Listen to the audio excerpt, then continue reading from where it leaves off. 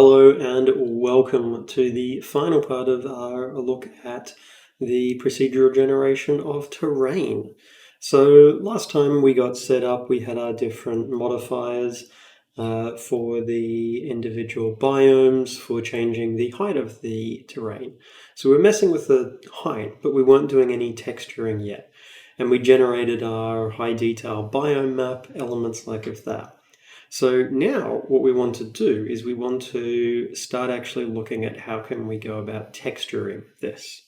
So with this, we need to do a couple of things. So one of the things we need to understand is that when we're texturing stuff, we are working with, there are layers for the terrain. So we need to be able to actually set up these terrain layers. So to be able to do that, what we need to do is a few bits and pieces here. So I'm going to minimize those ones. So what I'm going to do is I'm going to make it that it's actually an optional thing, us regenerating the layers. So what I'm going to do is have a serialized field here, regenerate layers, which I'm going to have it default to true. But once we've got all these set up, we don't really actually need to mess with them afterwards. But I want to have just the ability to control that generation of them if that happens first. So what I'm going to have is, this is actually going to happen fairly early on. So F regenerate layers, not that, regenerate layers, and perform layer setup. So the reason I'm doing this is because I need to be able to actually clear out any existing layers that might already be set up. So that's because I could always be adding ones in. It's just going to be easiest if what I do is I actually clear out any existing ones. So the first thing I can do is my target terrain data, the layers, I can check if that layers is already null, or if it's empty. So if its length is equal to 0, so I'm going to actually call this, no layer setup is fine. So if there's no layers there, I might actually change it to if there are layers, then I need to clean them out. So delete any existing layers. Now our layers are actually an asset. So this was a change. If you've worked with older versions of the Unity terrain, they didn't used to be an asset. They are actually now an asset. So I need to first find the paths to these particular assets. So these are the layers to delete.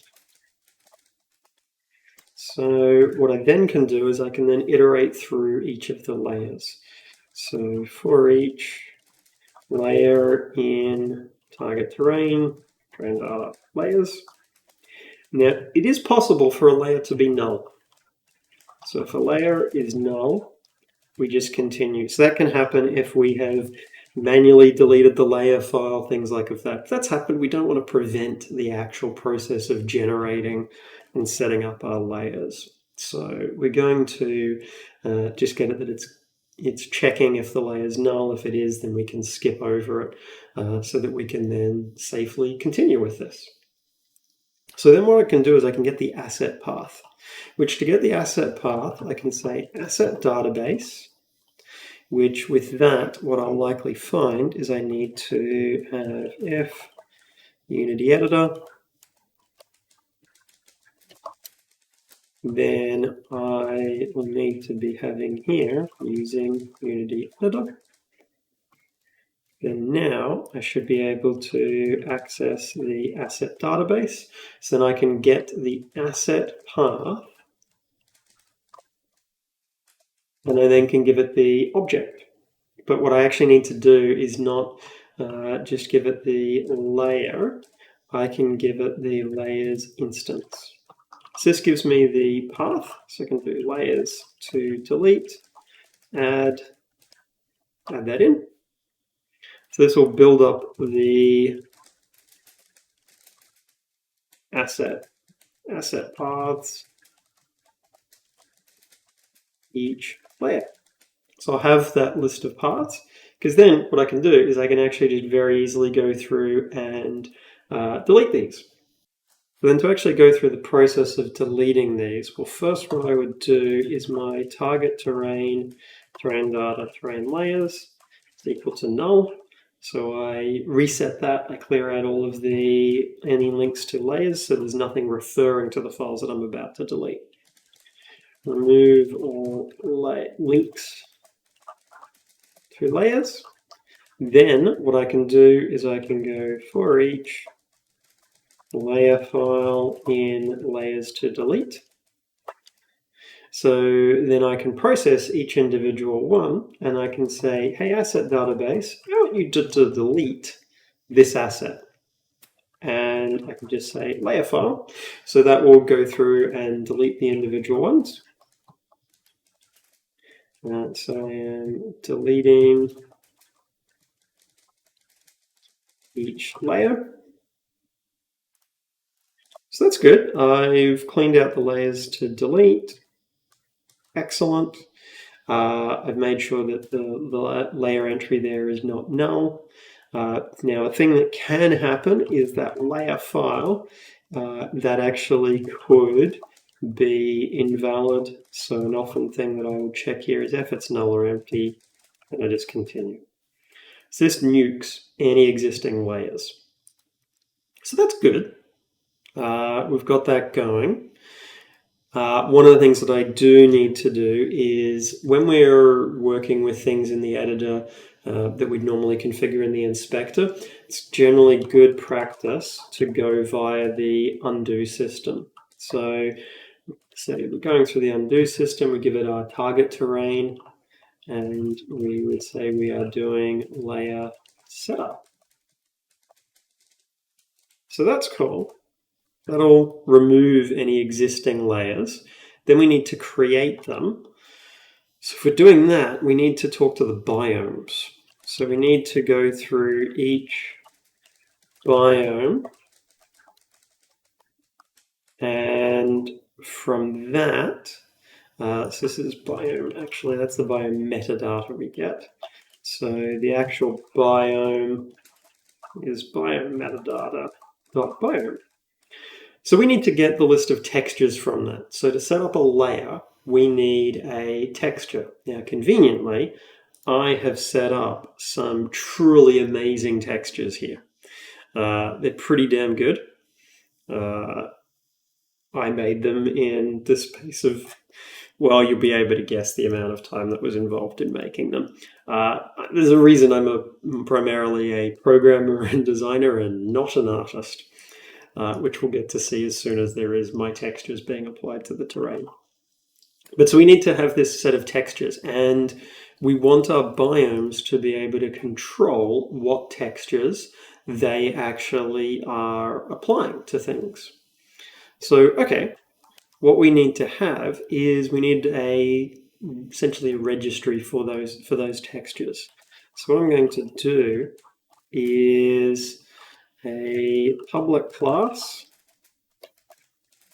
and this is going to be biome texture, and I want this to be serializable. So this is going to link to a texture 2D, one for the albedo, and if we want to support it, a texture 2D for the normal map. So that will give us our textures.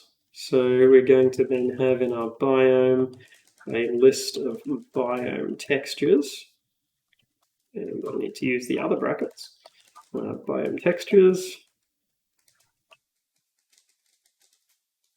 Now with this, I also am going to need an easy way of being able to know which texture to be applying in particular cases. So I probably need to give these textures here an identifier. Now, for now, I'm going to make it that these have a unique ID that I configure. So I'm going to have biome texture linking to these different ones, and so each biome has this information. So what I'm going to need to do is populate this. I need to, from each biome, then I'm going to need to loop through our, so for each biome texture in biome textures. So I'm iterating over all the biomes,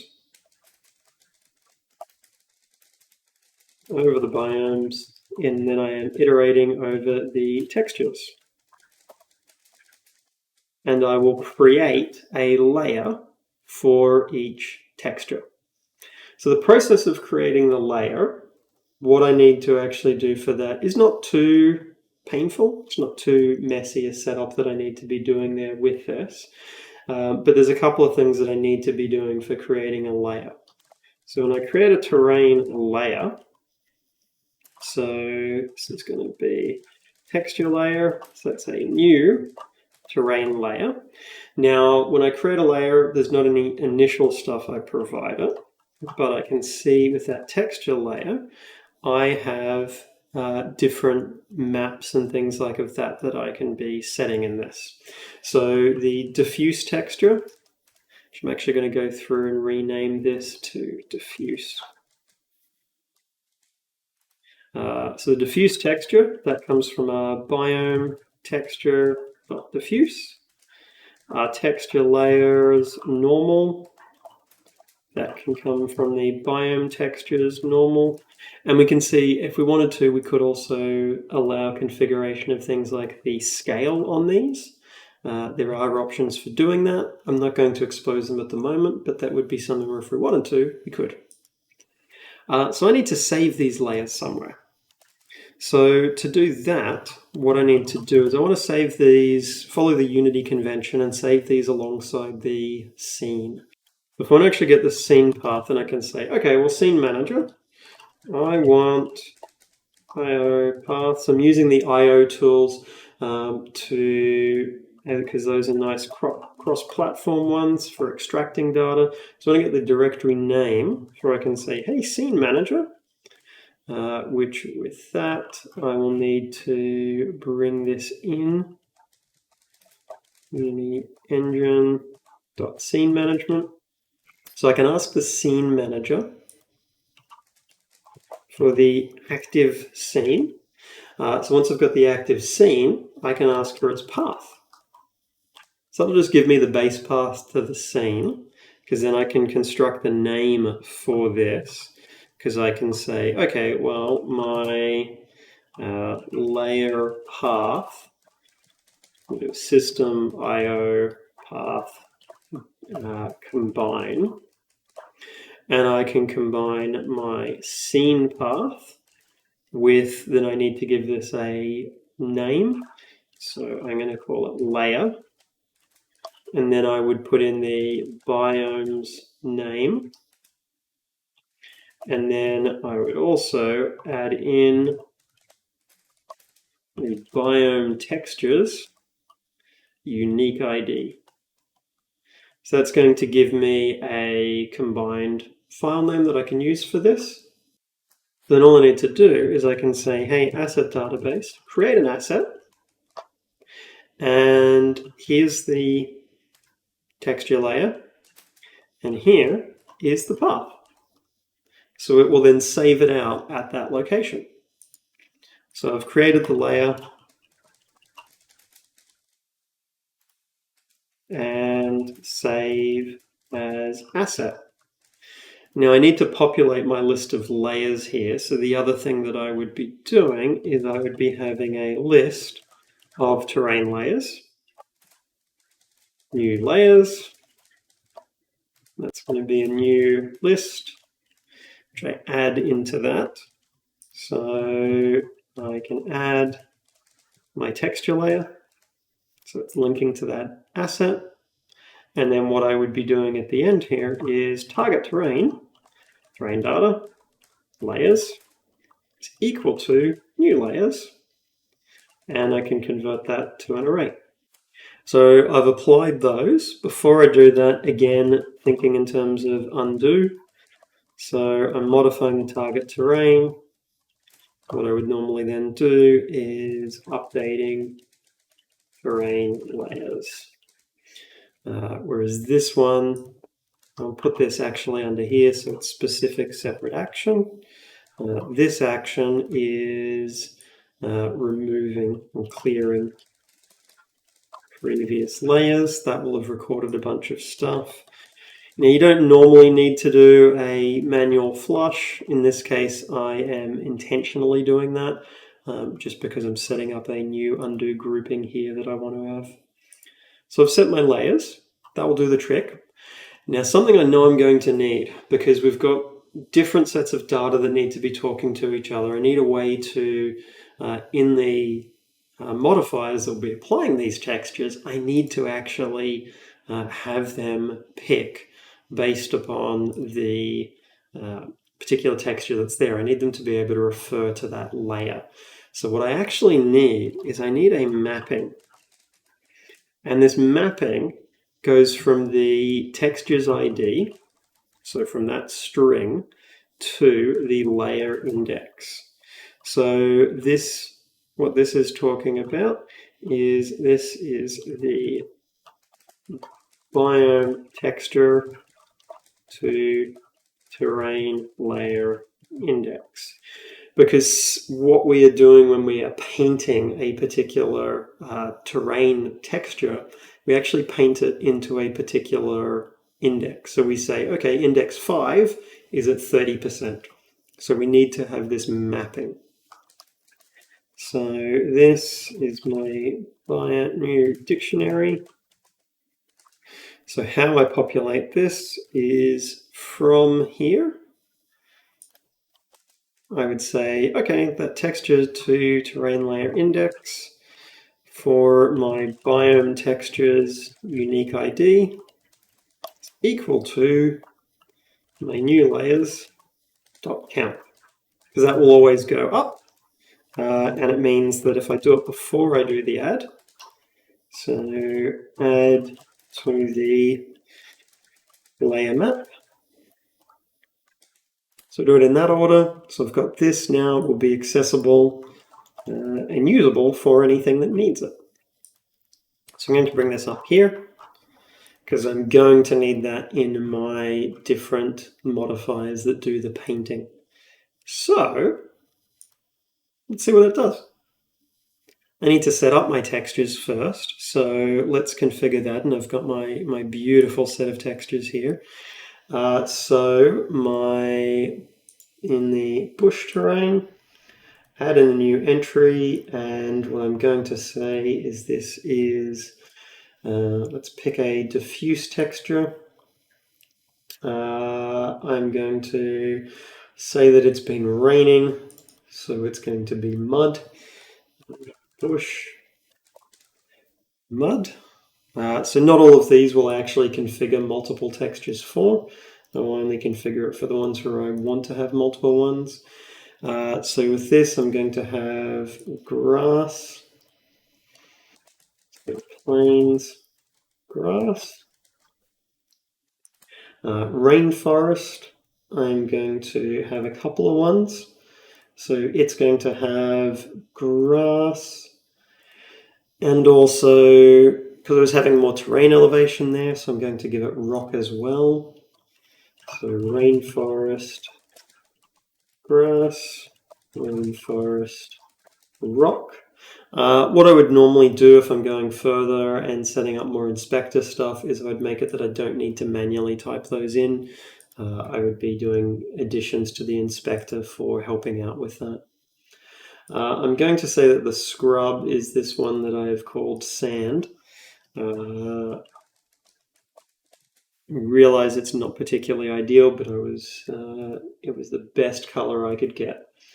And then swamp, well, I've got a swamp texture there, and I'm also going to say that there are going to be rocks there as well. So I've got swamp dash swamp, and swamp dash rock. So I've got each of these configured. So I should end up with a bunch of layers if this behaves the way that I'm expecting it to. Okay, so with the terrain textures set up, I'm actually not going to generate it immediately. And there's a very specific reason for that. And that's because there seems to be an issue with Unity where if I try and actually do the texture generation and the terrain generation in the same set, that it will actually stall and seize up. It seems to be a bug. So I am going to set up so we have two functions for this. This is a ridiculous thing to need to do. I'll be pretty blunt on that. I should not need to be setting up this. Given each thing works in isolation, I really don't know what's happening. It's also, this is something where I have done this logic before in the one sort of pass, and it's been fine. So it seems to be something that has changed.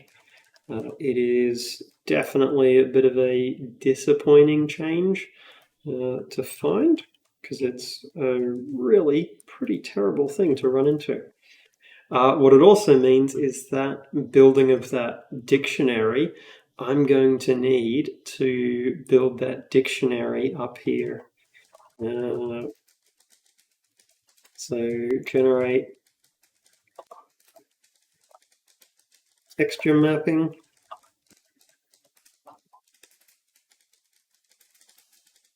Texture mapping. Because that data, I am not saving it out because I don't need to. So it means I need a way of actually generating it at runtime. So what I'm going to do is have a clear option, and this is honestly terrible code. I could save the data out, but it would be more code to save the data out. I'm not the biggest fan of having to set things up like this because I think this is not an ideal way of doing this. Layer index is 0. So I'm going to use layer index here and then increment that. So not an ideal setup. It works around the issue. It's not an issue I should normally need to work around because, as I said, this is stuff that has worked in previous Unity versions without any changes. What I'll see when I regenerate textures is it's going to go to whichever would happen to be the first texture. And if I check, I can see my layers. I've got all the different ones set up, which is good. And then I can regenerate terrain and it won't hit the stall, which is also good. So we've got that behaving. Looks like it is running into potentially some memory leak issues, which is less than ideal. But we'll be able to continue from this point with it.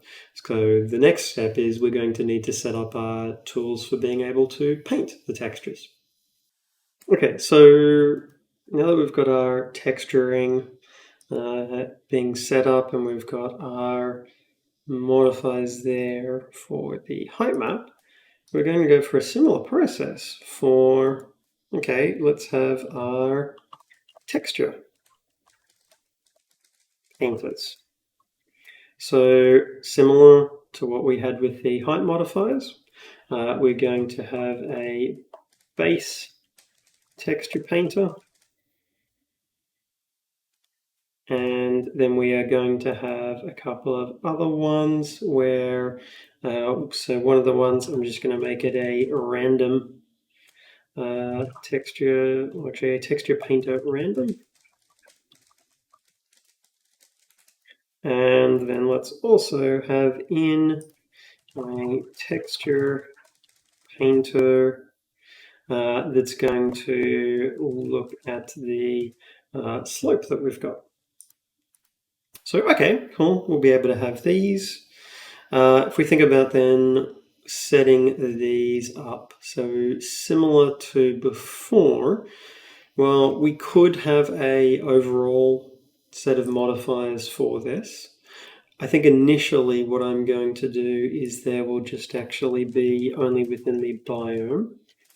So these would be the terrain painters, terrain painter object. And then what I can do setup wise, after I rename that folder, because I just realized I had a typo in it. And before I open the files, let's make sure this has the proper name. There we go. So base texture painter is not going to need to have anything in it at this stage because we need to work out what the texture painters actually have to look like. So this is going to inherit from base texture painter, similar for our slope one. So if we think about what we need for these, so the way the terrain painting works, and we can start to set up in the ProcGen manager. So after we've done the heights, then we can do the paint the terrain. So the form, terrain painting. Again, I'm just going to pass through map resolution. And the terrain painting, I'm going to set up down here. Resolution. Because we're going to have a fairly similar structure. So I can grab my one here that just paints the individual biomes. So this is going to be run the terrain painting. I get the terrain painter, base texture painter, and this thing, there was a lot of infrastructure set up for the height modifier ones, but once I've got those set up, we actually use a very similar approach then for all of the rest of the ones. So it makes it a lot easier for when we're working with that. So we'll still have an execute thing, and a lot of this data, we're going to actually need it. It's going to actually be exactly the same for these. Now, there will be extra stuff that we need because we want the height map. We absolutely want to have the height map there, but there's going to be more info that we need beyond that because we need to actually provide the information necessary to paint the data because we'll retrieve the height map. So we've got that. But then we need to also get the actual painting data. If we look at that, target terrain, terrain data, we've got get. And if we take a look, what we're after is this get alpha maps. And notice it's a 3D array. So we provide similar information, map resolution, and then this is this. So this is the alpha maps. So the way this works is it's 3D and the horizontal layers correspond to each terrain layer. What we have within those stacked vertically is it says what proportion, what the alpha is for a particular texture in that area. So these alpha maps are how we control what gets painted on here. So I'm going to pass in the alpha maps here because then at the end what we do is a similar thing to what we did with the heights, target terrain, terrain data, set alpha maps, 0, 0, alpha maps. So each layer has a 0 to 1 value. Which layer we are changing in there corresponds directly to the terrain layer. So that means our painter is going to have here a float. It's a 3D float array, and this is going to be our alpha maps. So, okay, that's a fairly solid setup. let's have a look at how it actually works in practice. So, okay, this is going to be the actual implementation.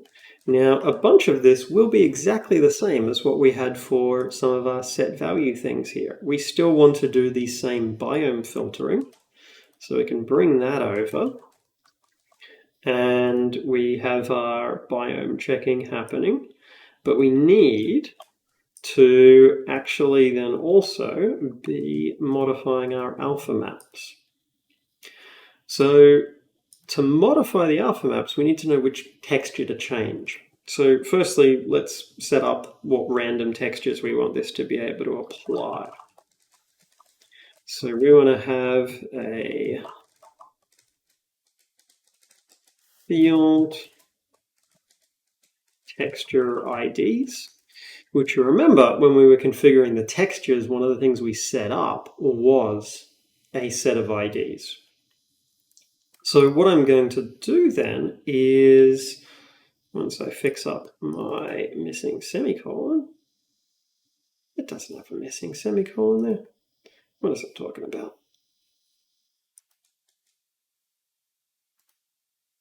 I hadn't saved the file. That'll do. So we need to look at how we set these up. So similar to the setting up the data here, I would have my terrain painter, which I'd set up a prefab. So terrain painter for the bush. I'm going to give this one just a random painter. Now the bush only has one texture, so it can only be mud, but initially that's okay because we're just focusing on making sure that we've got these individual ones working. So we've got bush, we then have one for Grassy Plains. So with Grassy Plains, we have just a single texture as well. So we need to make sure these names do match up. And this is something where setting up some custom inspectors would be a good way of approaching this. We could also set up a process where the terrains, so the actual biomes, we pull out the texture data from these to create the layers. So there's a few different ways we could go about approaching it. If we wanted to set up more infrastructure. And this is the thing, this isn't setting this up as, this is the one true perfect infrastructure. This is setting this up as, here is an example infrastructure, and there are additional ways that we can improve this. And because I think it's really valuable to dive in and mess with code and try and find ways of, okay, well, it doesn't quite fit what I need. How can I improve it or change it? So scrub just has a single one. So it is a bunch of data set up, but once we've got these configured, it's then pretty straightforward for making further modifications. And then swamp, I think, also had two separate ones. So swamp rock and swamp. Swamp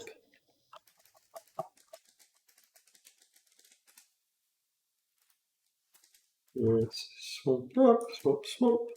Perfect. So I just need to link these up so that each one is connected to the proper painter. Again, it is, as I said, it is a bunch of initial messing around, setting up of stuff, but the benefit is then it's really easy to configure later on. And that's sort of the goal there, is something that's nice and easy for us to configure. So, okay, that will allow us to pick a random one here. So, okay, I can pick a random texture for this location. And this will be really patchwork, because each location that we can place a texture, we're going to pick a new one. So we would say random texture, texture IDs, range, 0 to texture IDs.count.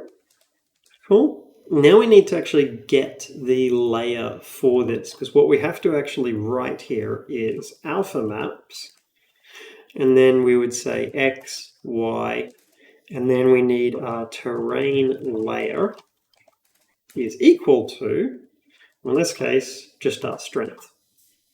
So we need a way to get that terrain layer. Now, our ProcGen manager has that. So ProcGen manager has that information. So what we could do is we need our biome painting to actually be able to talk to this, or it could pass through the texture map. Either one is going to work. What I'm actually going to do is I am going to, in the generation here where we are doing that painting, I am going to pass in the ProcGen manager. So I'm going to make that is a thing we pass through, because that then allows us to easily get all of the info we need. I'll just call it manager. We'll make sure we're passing that through, which means we need to update our random painter one. So what I want to be able to say here is, okay, well, manager dot get layer for terrain. Sorry, layer for texture. I'll give it random texture. I want to be able to do that. And that's going to return back an integer. So I want get layer for texture. If I head over to here, what I can do is public int unique ID,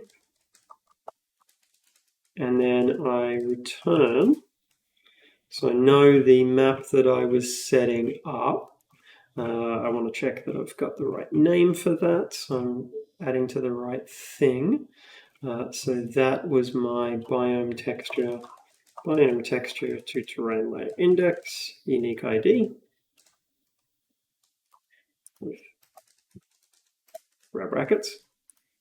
So that should mean that we are randomly applying textures now when we generate the terrain. So let's test that. Let's make sure it is actually applying textures, and then we can look at some more sophisticated things we can always do with this. So I need to regenerate textures anymore, but I can regenerate world.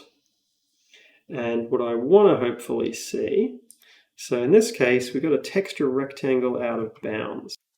So we're getting a bunch of errors when we do generate the terrain, and that is because we do have a different resolution here. So our height map is 1025 by 1025, where our alpha map's default was 512. I would normally use a higher resolution for this, and I would normally have it match the height map one. Just so that that same resolution of control in terms of the topography as I do in terms of the texturing. So I want it set to that. Now, that was very much the lazy approach of doing -1. What I actually want to be doing is making sure that I'm passing through the correct resolution here.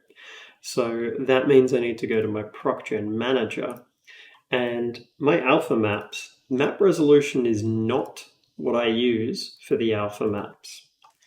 If I go to target terrain, I actually have a specific alpha map resolution. So to maintain consistency, I'm going to change this, just so I'm being consistent in terms of the patterns that I'm following here for this. So alpha map resolution, cache that, pass that through, and then when I am grabbing these ones here, it is the alpha map resolution that I want to use. So I would then pass that through directly after the alpha maps, just so that I've got that there if I wanted to do any specific conversions. So I'll have this, that just allows me to do conversions. So I have my resolution for the height map and I have the resolution for the alpha map. So if I use my alpha map resolution here and then go to generate it,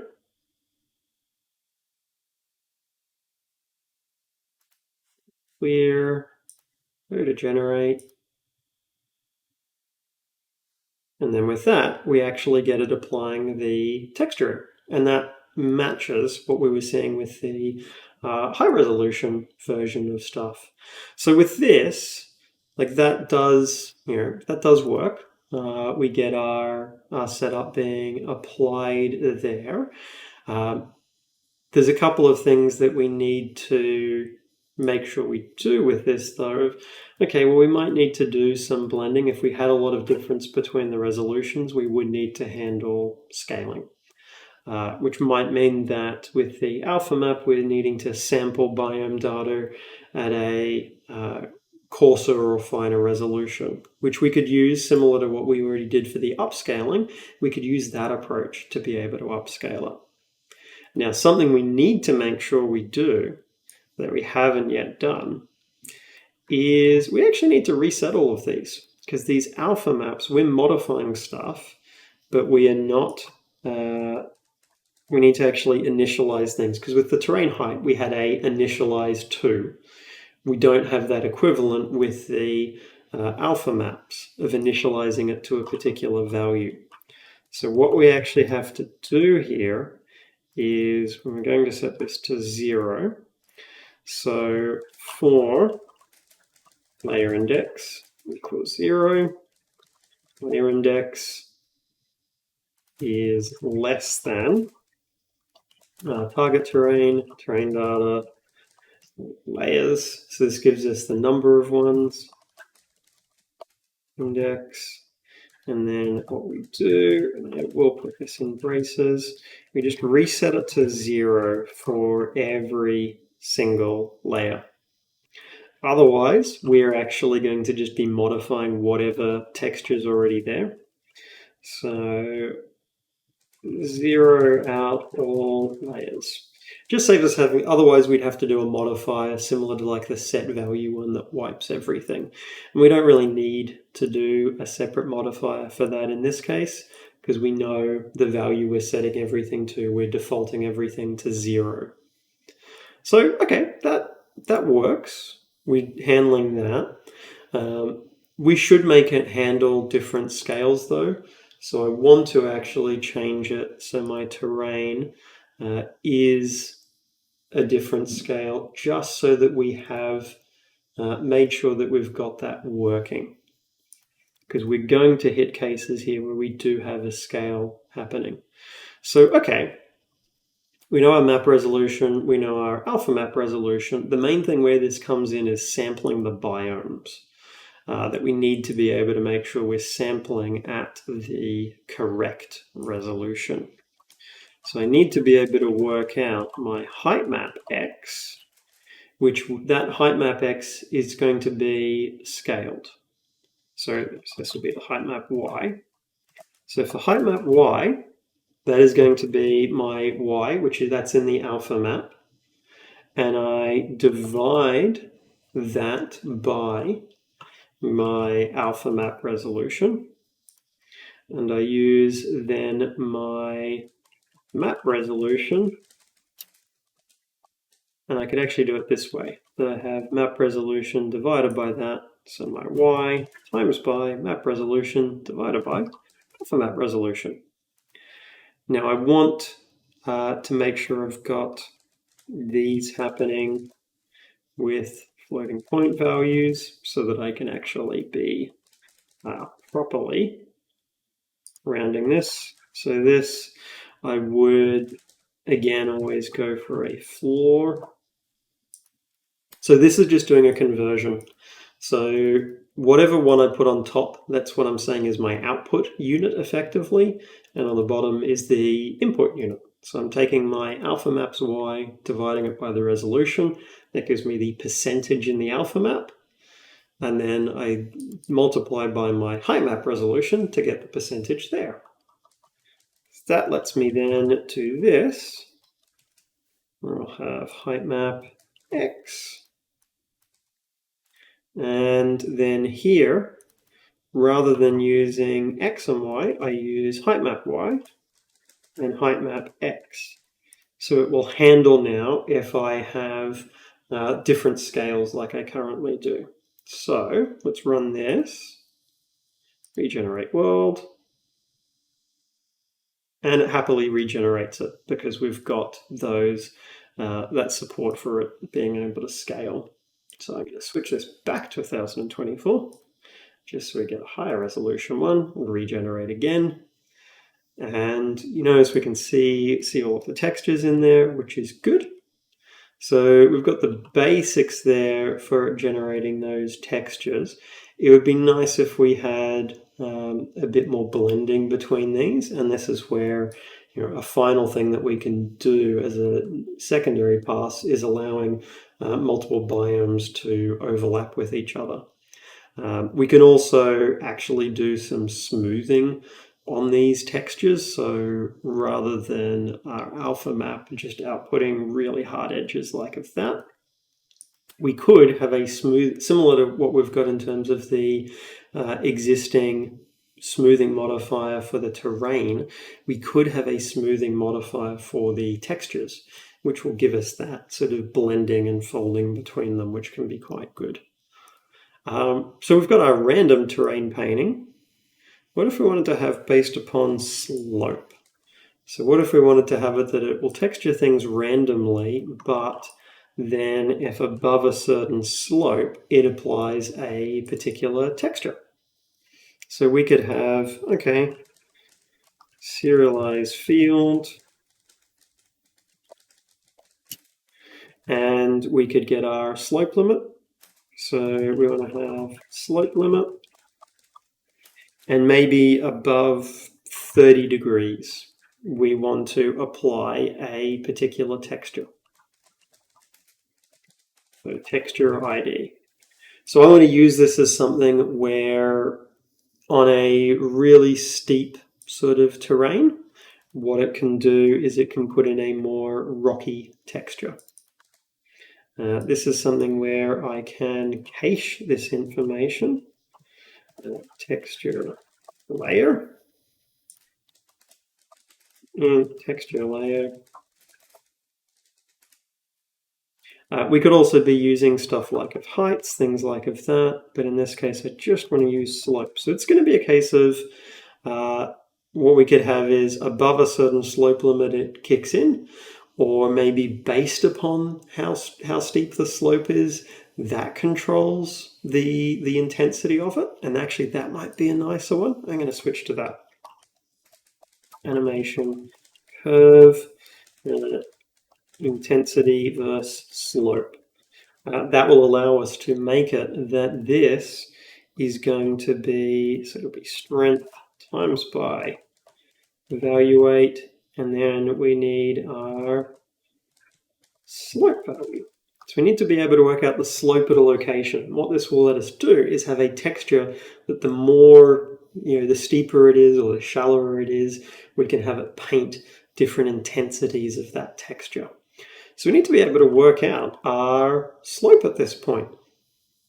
Now, if we go to our actual PropGen manager here, on target terrain, because it's always good to check and see, okay, well we can get an interpolated normal.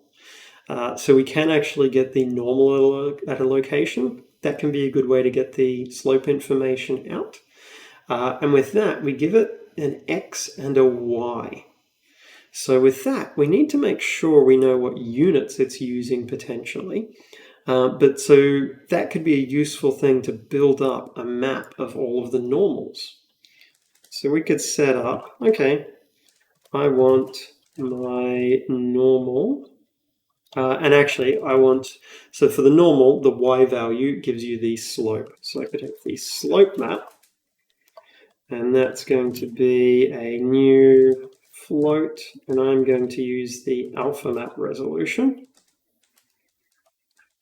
And then what I want to do is I want to populate that slope map.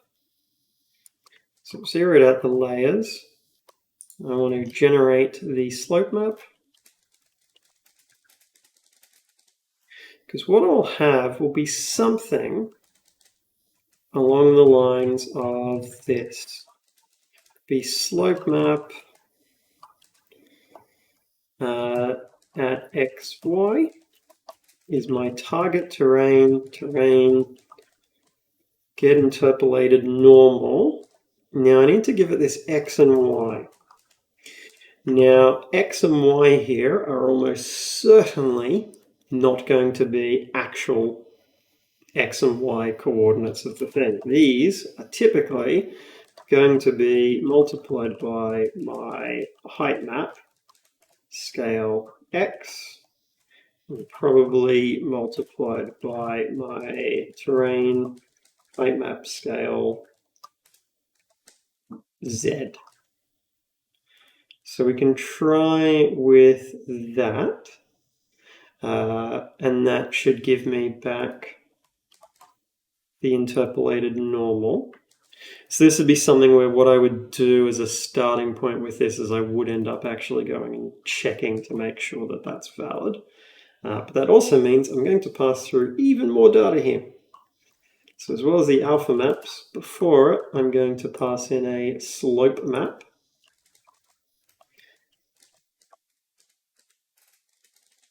Slope map. That needs to go into our base painter as well. So end up with a lot of extra things that we pass through for when we're doing texturing of stuff. And we also need to have that here. So we've got slope map, because we actually evaluate, and it ends up being ridiculously simple. Slope map, XY. We can just use the Y value, because if we think about it, perfectly flat terrain, its normal is pointing directly up, which means it has a value of 1. Terrain that manages to be at 90 degrees is going to have a normal that is pointing directly to the side, which means its Y value is going to be 0. So we can actually just use the Y value. If we want to make it that lower values mean it's more shallow, we can just do a 1 minus. So that looks pretty solid. Now I would want to check that these values that I'm getting here make sense. So what I could be checking is, I'd do a couple of things. One of the things I would actually do is just have a breakpoint here and run through this. It's been a while since I've used get interpolated normal, so I just want to double check what it actually does. I could look at the help file, but I honestly prefer just to actually check in the code. So slope map, I would expect to see a range of values happening with that, and I am, and most of them are pretty flat, so that looks fairly right. My height map scale, that looks not too bad, so that would mean that my terrain, and that actually makes sense because my terrain, the height map is 1025, but it actually is a kilometer in dimension, so it would need to scale it down. So that looks pretty good for those values. So that looks all right. So what I can do is then I can use that. So I did have a couple of biomes that had multiple types of terrain. So the rainforest is probably a good one. So I want to make it that rainforest. Let's give you another modifier here that rather than using random, what I'm going to do is, wait, not random. Let's add in my painter based on slope. I'm going to say that this is going to paint in rock. Because what I could do is actually just remove this. So it's just going to always set it to grass. And then rock, I could make it that the steeper the slope is, the more I want there to be of that. And that should actually do that. That should be looking up the slope and texturing based on that. So let's take a look and see what we get. So we need to actually find our rainforest biome. So rainforest, we know it's going to have grass and it's going to have rock in it as well. So this looks like areas that would be our rainforest one. So one of the things we can do is let's just drop its strength down to 0 to see if it's actually, anything's happening. So we often need to do that just to test with these particular things. So with that, our rainforest ones, nothing's really looking overly different there. If I change my rainforest one, so let's switch this curve around so it's just constant. So it should mean that we get rock there fully in the rainforest. So let's run the regeneration of the world again. So we can see it has, and this is what happens, it paints on multiple textures.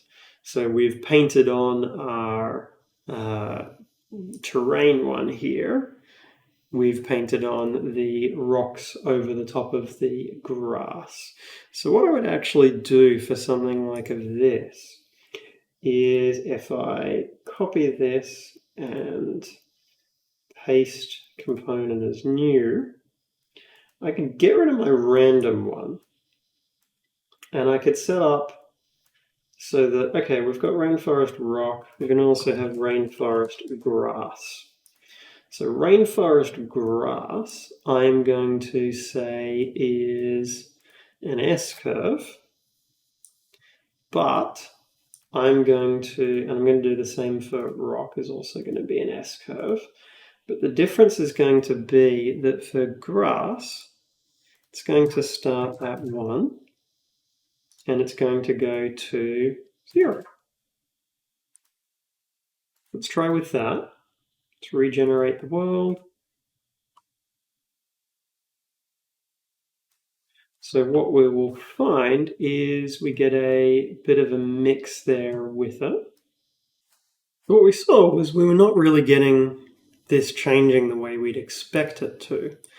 And that's because these are really confusingly labeled. What we actually want to be using here is a normalized value. So we'll do x divided by alpha map resolution.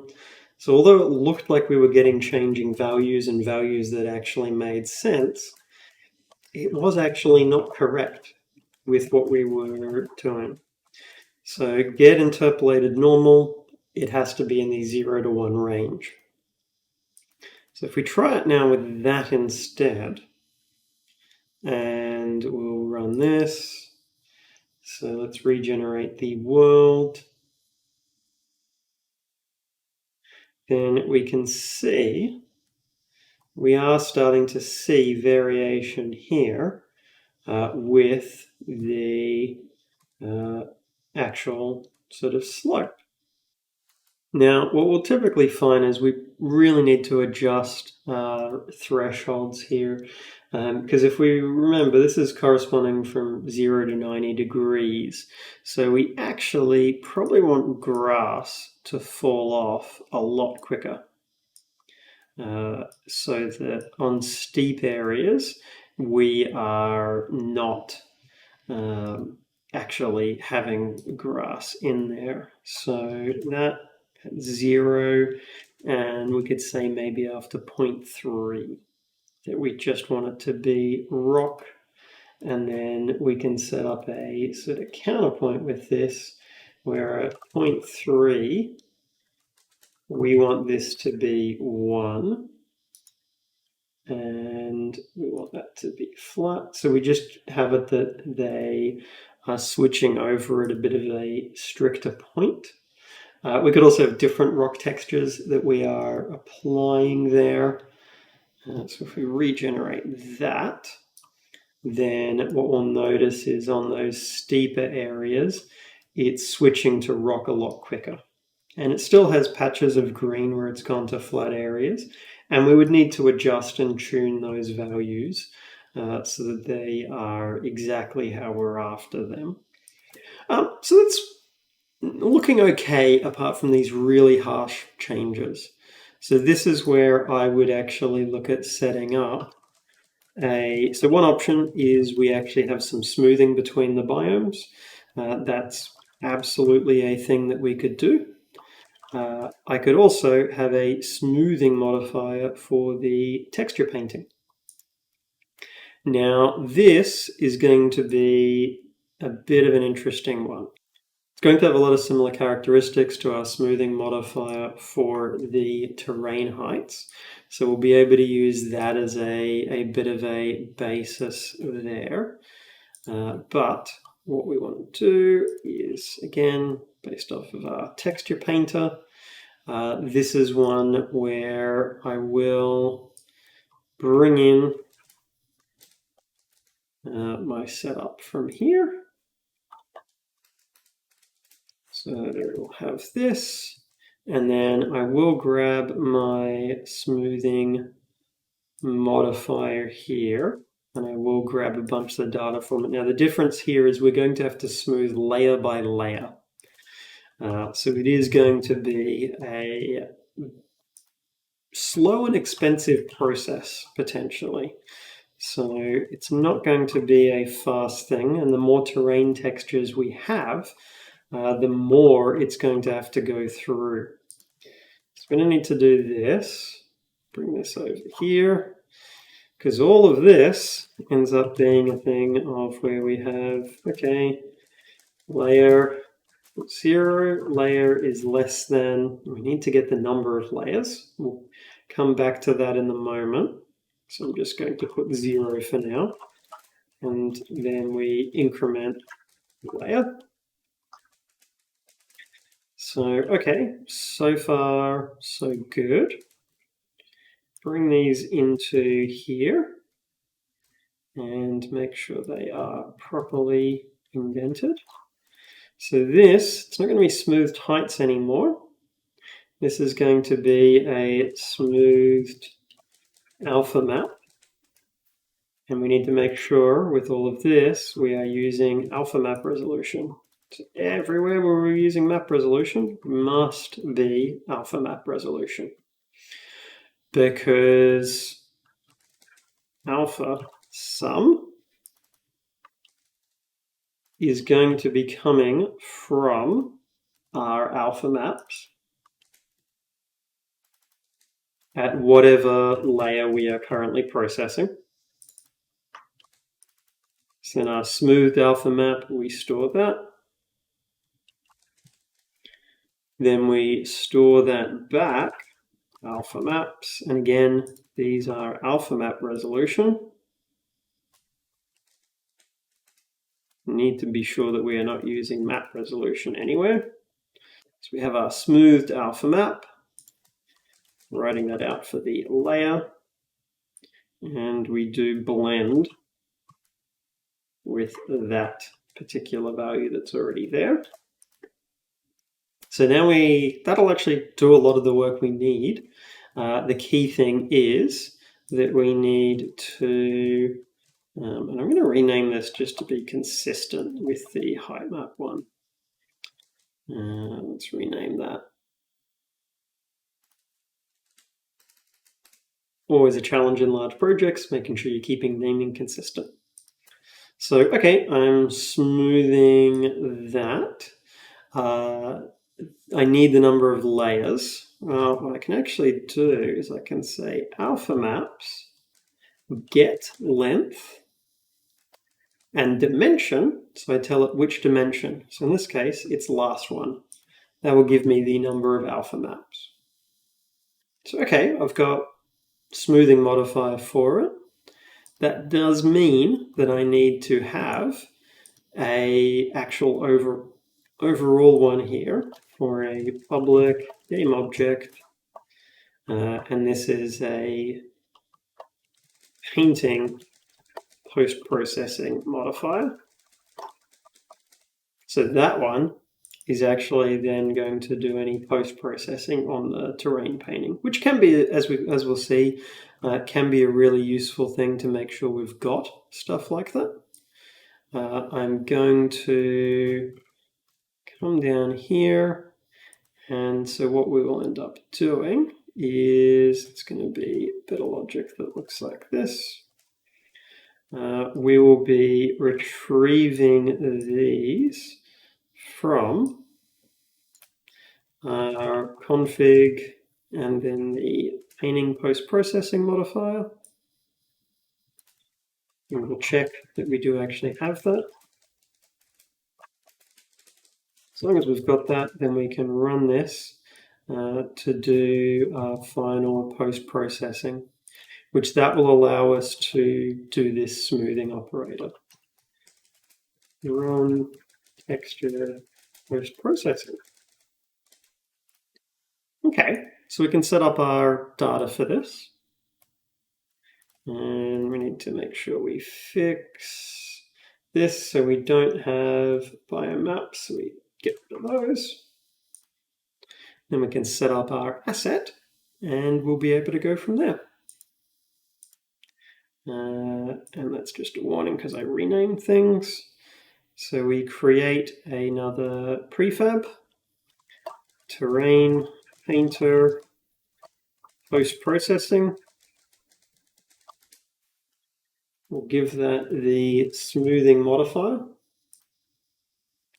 And I'm going to drop the kernel size to 3, just because I think 5 might be a little bit too much. Bring that in, and let's see how it behaves. Should smooth up a number of the edges that we have here. Now it's obviously that, because it's iterating through the terrain, it's going to be a lot slower, but we get much smoother texture blending with things. So it gives us a terrain that is much, much nicer in its texturing. Okay, so we have textured our terrain, and we've set up some custom modifiers for that, so we could be extending those even further. We could have multiple sets of textures that it's applying. We could do a lot of different bits of blending and extra rules like of that we can do with this. But the key thing is we've actually got this generated now. And we've got something that we could then be using for spawning objects. And so that is going to be the final chunk that we take a look at, is how we actually can do that spawning of objects in this. Okay, so we're now at the final stage where we need to start spawning some objects. So first thing I'm going to do is I'm going to do a little bit of cleanup, where we're just organizing these things a little bit better. So we've got our height modifiers.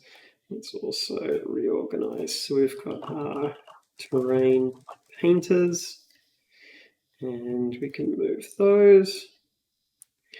And then also have a folder for our biome configurations, which will move my biomes into there. Because we now need to place objects. So we're going to have a similar thing in terms of a modifier structure for being able to do that. So I am going to have object places. And again, with the script, we've got another folder, which is going to be object places. And what I'm going to do is I'm going to keep it fairly simple to start with. So I'm going to have my base object placer, and then I'm going to have a random one. So object placer random. So, okay, that's a decent setup. These Now, what we noticed when we were setting things up is our terrain modifiers, they needed a bit of info passed through. Then our painting modifiers needed even more info being passed through. Well, our object placing ones kind of need a lot of info as well. Because if we think about it, we might want to be placing stuff based on texture also. So I'm actually going to set up as a beginning point the base object 1. So can probably get away without having the procgen manager. I am going to need height map data and scale because I need to be able to place stuff at specific locations. Slope, yep, that's going to be useful.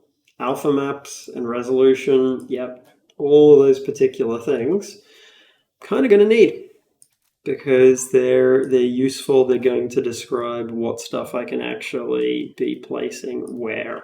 So I could do things like having it that, okay, well, this particular object, it is only going to spawn it within a certain area, for example, that has a certain slope, has a certain biome, things like of that.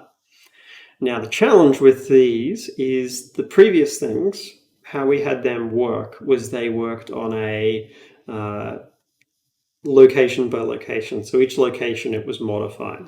But we don't want to do that with the biomes. The biomes, we kind of want to gather and scatter these over all of the potential locations for that biome. So what I would actually do is I'm going to, because if we evaluated each individual one, it'd be really hard to maintain population setups there for it. So I'm going to set up a function that what this function is going to do is it is going to build up a list of all of the cell locations essentially for a particular biome. So what this is going to do is it will return a public list of vector 3s, and this is going to be get all locations for biome. Now, this is not to say that these are the only spots that we can spawn at. We can move things either side of this. This is just getting, okay, here are definite spots that correspond to this particular biome.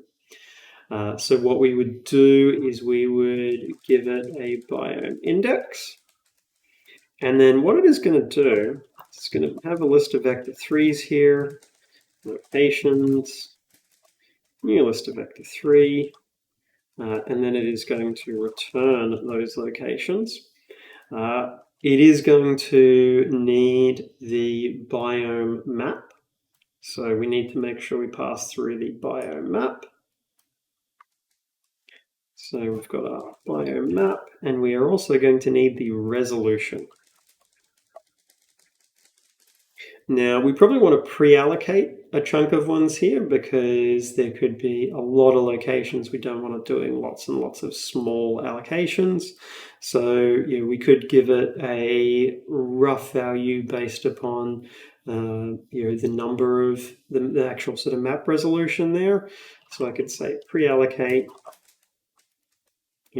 for maybe 10% of that. So 1/10 of the number of cells. I could actually run a first pass that calculates the exact number. That can often be a quicker thing, but this will give us a rough sort of general value here. And what I would say when I am doing then this calculation here, similar to what I've done in other things, loop through y is less than map resolution, add to that, do the same thing in x. X is 0, X is less than map resolution. So then to get the actual location, what I can do is now our height map scale, we weren't passing that in, and we actually need to, because that is going to be crucial for us getting the information. We also need our height map. So we're going to follow the same logic as this, having them in the same order. So, because we need our height map, because our location, firstly, we need to do the filtering. So if biome map xy is not equal to biome index, continue. Otherwise, well, to locations, we need to add. So what we add is x times by our height map scale x. We grab our height map at that location. That should be height map scale. Grab our height map at that location and multiply that by our height map scale's y value. And then finally, we have our y times by height map scale, not z. So that's going to give us our location. So we put that into a new vector 3. So that will give us our location that we can then scale and work with. Now, there may be some issues that we might run into with this in that, well, we might have our rotations, things like that wrong. We will find out. Key thing is we've got our function here. It doesn't need to be public, it can be protected.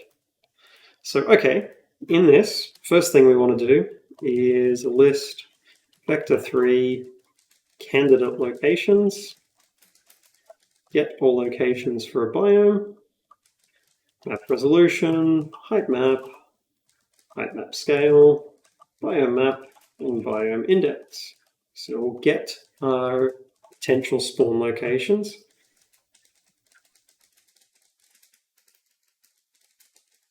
Now we want to control how many of a particular thing spawn. So we might want to say, okay, max spawn count is 1,000.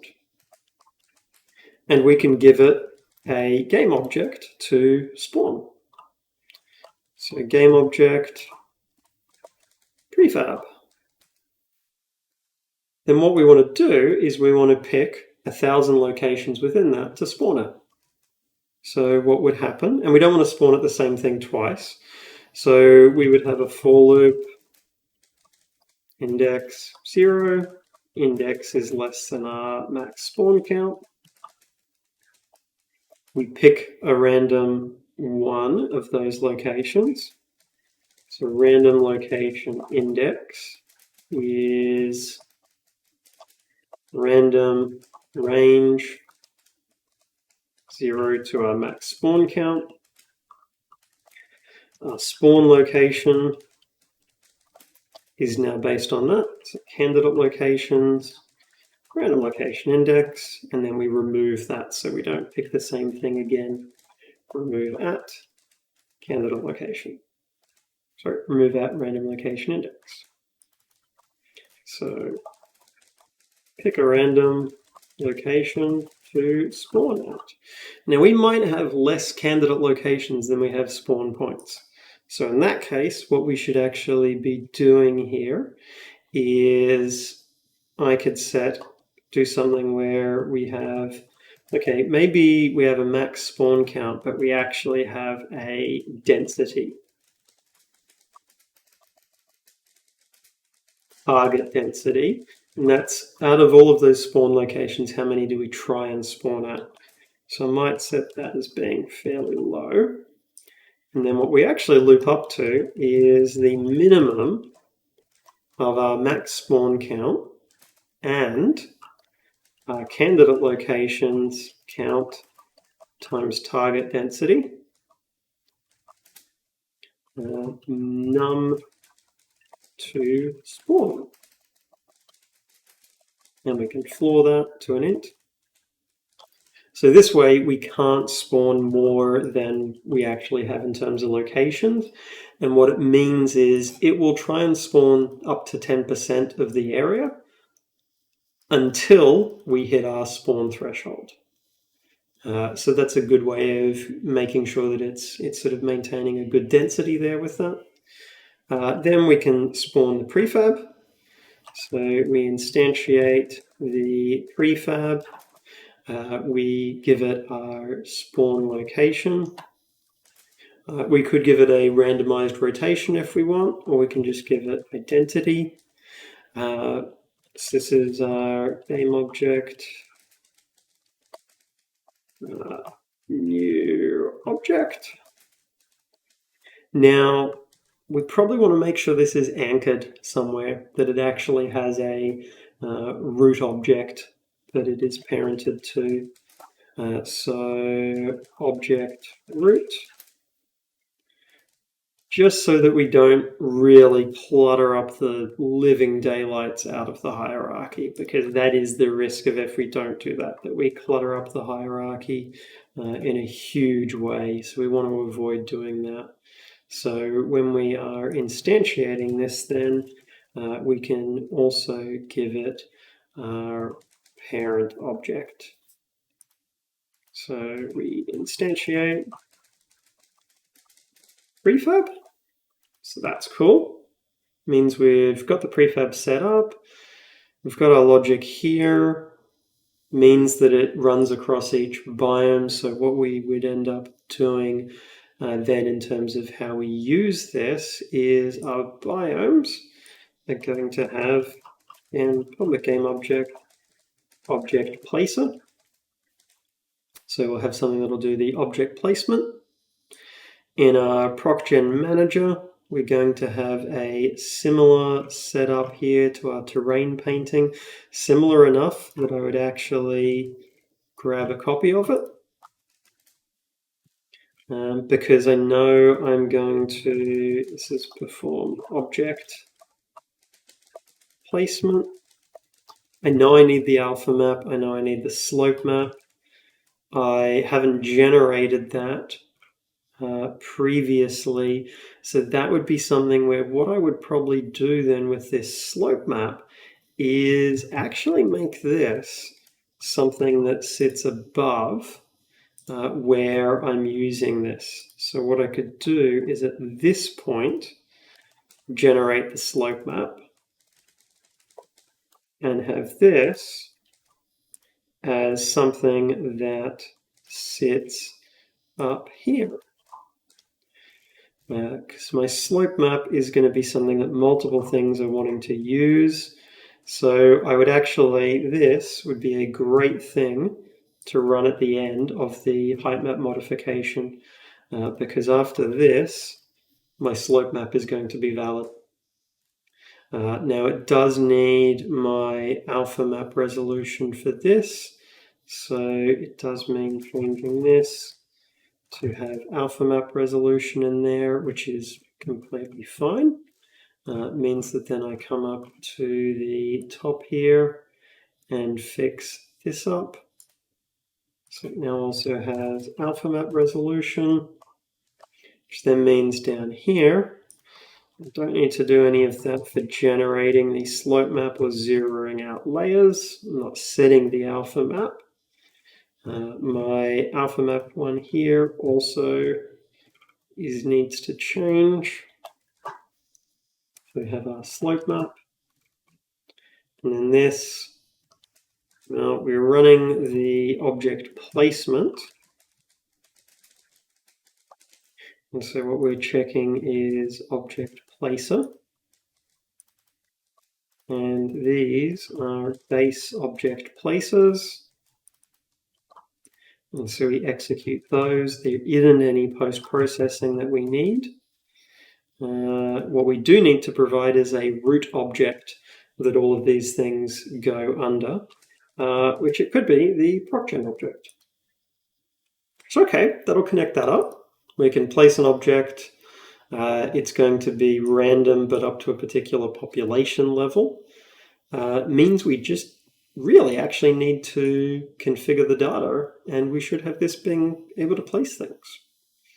So this is where I would, under my data, I can set up a folder for some prefabs. Now I'm going to keep these prefabs really basic. So I'm going to have a prefab that is going to be swamp object. And this is just going to have a cube. So just want to keep these super basic for now. And I'm going to have a prefab that is going to be a rainforest object. And it's just going to be a sphere. So that works. We've got our setup. Cool. So that means I can set up my object places, and I'm initially just going to set up an object placer for the swamp and for the actual rainforest. So object placer, swamp, get my placer. I need to give it the thing to place, which it's going to be the swamp object. And then I'm going to also have my rainforest one, which is just going to be rainforest object. Go to my biomes, so swamp. I need to link up the swamp object placer, and I need to do the same for the rainforest. So rainforest object. So in theory, when I run this, I should get all of these being placed and they should be at exactly the right location. I am pretty confident they will not be. I'm getting an error happening with this when it is applying the texture here. So that's one where I just want to go and check to make sure that my biomes have got their painters properly configured and that nothing has happened with those. So those look all good. So let's run that again. And we'll check. So we are getting an error here where that error would tend to indicate that this has been run without an actual alpha map. So if we take a look, it's doing the perform terrain painting and it's using it based upon slope. It's accessing the slope map, so likely what's happened is we do not have a valid slope map set up. So we were, because we did change around, and yep, that should now behave correctly. So let's try that again. And we'll hopefully have things spawning now. So it's kind of a problem you can easily run into when you're refactoring code. So we regenerate. It is going to take it a lot longer now in that it is building up those candidate locations to spawn in, and then in theory is spawning objects. But we can see it did update the terrain, but we didn't get any objects spawning. So let's take a look and make sure that our object placer is running and is picking candidate locations. So we can set up some breakpoints and make sure we are attached. So then while we're attached, we can regenerate the world and we'll let it instantiate. We'll let it get to running that modifier. And I just realized as I was doing that what I missed, and it is because it would help if I actually ran the perform object placement function. So in map resolution, alpha map resolution, place the objects. So now let's check this. And we'll let it run in a moment. So it's going to run. It is obviously going to take a little bit because the processes we've got happening there are not the fastest. In particular, once we start doing things like spawning of objects, and we can see has spawned a bunch of objects. They're not appearing really where we would expect though. If we look, we've got a lot of objects just all scattered weirdly over here. So we were finding things were spawning just all in a block. And what we were running into was a really easy to have problem. We were picking a random number from 0 up to the max spawn count. That is very wrong. That should have been up to the number of potential candidate locations. So this would have been causing it to scatter only within the first 1,000 potential points, which, because we process these in an order, means that we don't end up getting it nicely distributed. So this, we should get it distributed, but still confined to particular biomes. That's what we're looking for, that we see spheres in one type of biome and squares in another. So we can see that is not quite the case. We are getting these not quite appearing where we would expect. We've got some going a bit off the map, so there's something off with scale there that we're using. And we also have this aspect where they're not really syncing up with the biomes like they should be. And that's because we actually have data around the wrong way. So these, when we actually get with this in the level, we actually have to swap our X and Z values. So where we would use X, we put Y, and vice versa. So that's going to get the scaling of those better. So that'll mean that it's going over the correct values. So let's take a look and see how that goes now, if we try to generate with that. Because the key thing, as I said, is we're looking for it being confined to the biomes. Because we did lock the stuff to the biomes, so we'd expect it to only be appearing within particular ones. So that is looking better, because we know we do have isolated patches of the biomes, so that's to be expected.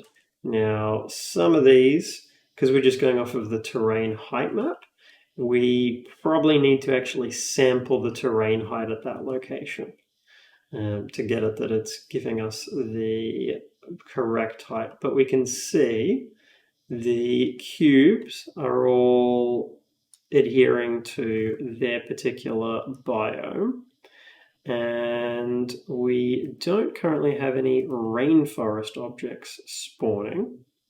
So we've spawned all of our swamp objects, but if we take a look at our rainforest configuration, just to make sure we've got it linked to, well, so we linked it to the object, not the object placer. Now, I keep having to clear out all of these manually, less than ideal. I want to actually set this up so that when the ProcGen manager, before it does the placement, that what it does is it clears out all of those objects. Now, because they're all children of this, that makes it really easy. I can easily clear out any previously spawned objects. And in particular, because I'm in the editor mode, that makes it easier for destroying them. Okay, so how I would go about doing this is what I would normally say is, okay, child index is equal to, and we want to start at the last particular one. So transform get child count -1. Actually, I think it's now child count -1. We want to continue while child index is greater than or equal to 0. And then we increment that. And then because we're in the editor, we actually can use undo, destroy object immediate. And we need to retrieve. So we can go get child. And we give it the child index, but we get the game object. So that will clear out any previous ones. Because we're in the editor, we go through the undo system. So that'll clear out these existing ones, and now we should get rainforest ones spawning as well. So we can regenerate the world. And let's make sure the rainforest ones are looking correct. So it'll take a little bit. So we've got those, and we should, if we scroll down, we got a out of bounds. So what we might have found is that it has tried to delete a, we need to do a minus minus there on the child index. Always trips me up when I'm doing loops where they're going in the opposite direction. Let's regenerate again. So what I'm looking for is that I will see cubes in one biome, spheres in another, and hopefully aligning with the terrain. There are some fixes we can do to make sure they're aligning better with the terrain.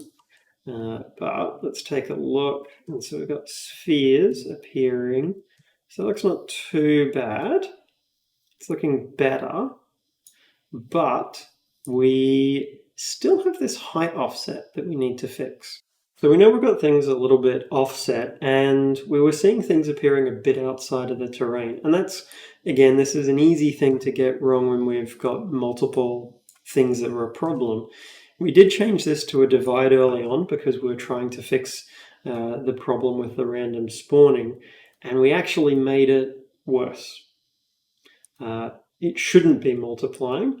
It shouldn't be dividing. It should actually be multiplying, because we noticed it was going outside of the realms of the map, which means we were scaling it up too much. Because if we run this now, we can already see from a bit of an earlier run, then with the spawned objects, it is going to have them nicely lining up with the terrain. Now it is taking a lot longer because of the performance set, but we've got our swamp objects exactly where we want them to be. And over in the area that's the rainforest biome, we've got things spawning there too. And so we could be, with this, checking textures. So in terms of spawning objects, we could be checking textures. We could be doing stuff where we could again use Perlin noise to control the density of spawning. So using Perlin noise for object spawning is a really great approach. It lets you do some balancing there based upon having stuff at different intensities.